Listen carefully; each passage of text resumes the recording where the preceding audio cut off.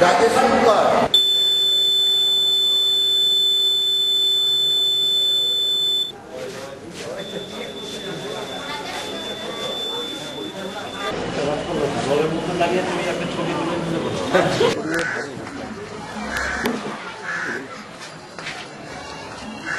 থেকেই নানা রকম ভাবে থ্রেটনিং চলছে, বিভিন্ন পোস্টার ছিঁড়ে দেওয়া হয়েছে এবং বিভিন্নভাবে লোককে ভয় দেখানো হচ্ছে।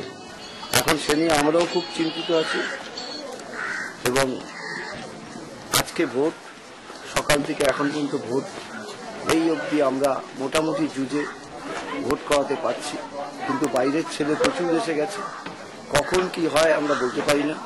তাই আমরা প্রশাসনের কাছে দাবি রাখব যে প্রত্যেক জায়গায় যেন পুলিশ পোস্টিংটা ঠিকমতো হয়। এখানে বেশ কয়েকটা বুথ, সেন্সিটিভ বুথ আছে, তার মধ্যে জয়প্রকাশ, স্বস্তিনগর এবং ডাকব্যাগ ফ্যাক্টরি এবং ডাকব্যাগ মাঠ, এগুলো হচ্ছে মোস্ট সেন্সিটিভ বুথ। আমি এসডিওকেও জানিয়েছি, রিটার্নিং অফিসার, আমি এসিপি 1কেও জানিয়েছি, থানাকেও জানিয়েছি, যেগুলো একটু প্রোটেকশন দিন, মানুষ তার ভোট দিক, মানুষ ভোট দিয়ে যাকে নির্বাচিত করবে সেই যাবে। নির্বাচনে এত ভয় কেন? যদি আমার জনসমর্থন থাকে তবে লোকই আমাকে নিয়ে নেবে। জনসমর্থন না থাকলে জোর করে ভোট করার মানে কি? তাহলে তো নির্বাচন দরকারই ছিল না। বলতে কেউ দাঁড়াবে না, আমরা একাই দাঁড়াবো, তাহলে সেভাবে হতো।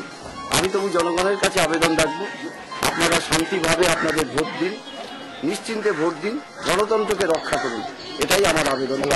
পুলিশের যে উপরে কি ব্যবস্থা?